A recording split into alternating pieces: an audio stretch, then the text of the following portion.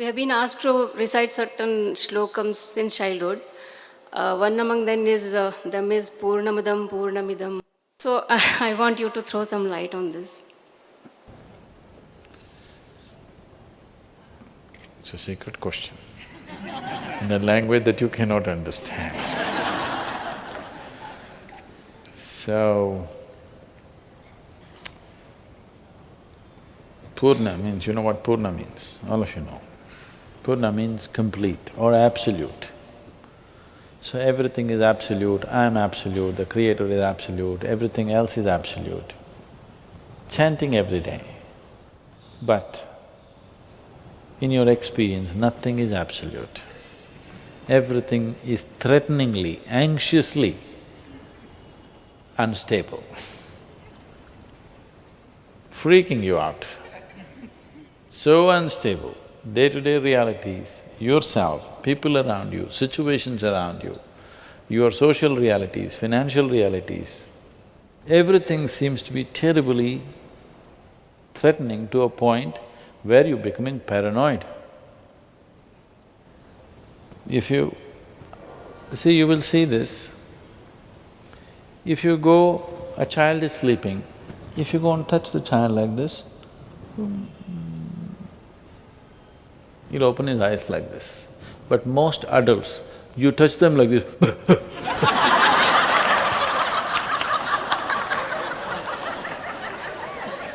very few adults, if you go touch them, they can do that. Yes, very few. Most of them will come out like this. Simply because every moment of their life, they're anxious about the realities of their existence. They can go on chanting Purnamidam, Purna… whatever, but nothing is complete, nothing is absolute, everything is so dicey.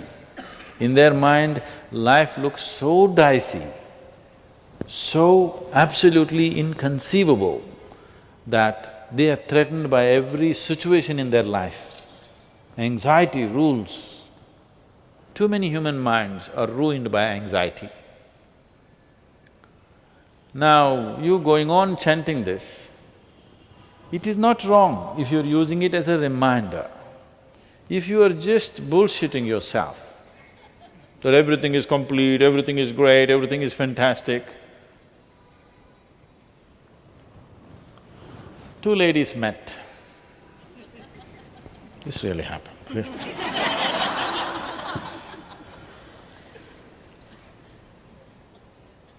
After a very long time, they were in high school together, they had never met for 20 years. Today they met. And they met in a fancy restaurant.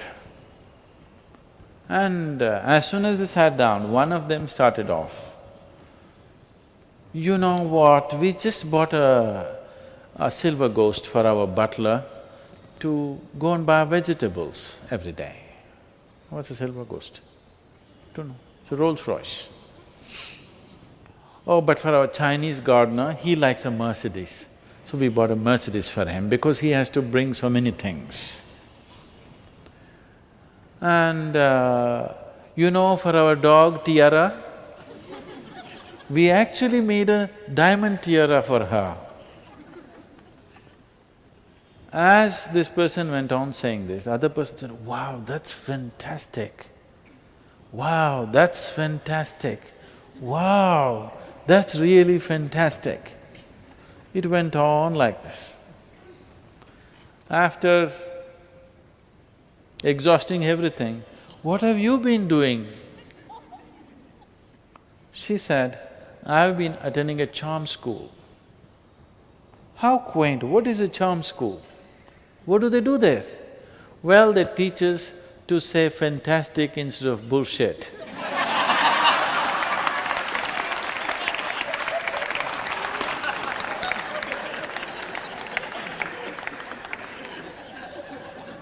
So if you are using it like this, no good. If you're using it as a reminder, you're using it as a reminder to remind yourself somewhere the whole universe is complete by its own nature, otherwise it wouldn't be going on like this, isn't it? Somewhere you're missing the point. Because you are not a living being. The reason why you're missing it is you are not a living being. You are a psychological being. You are a bundle of thoughts, emotions, ideas, opinions, prejudices, all kinds of things. In this there is no completeness. This is just a mess. But leave the rubbish that's happening in your mind. Just look at this.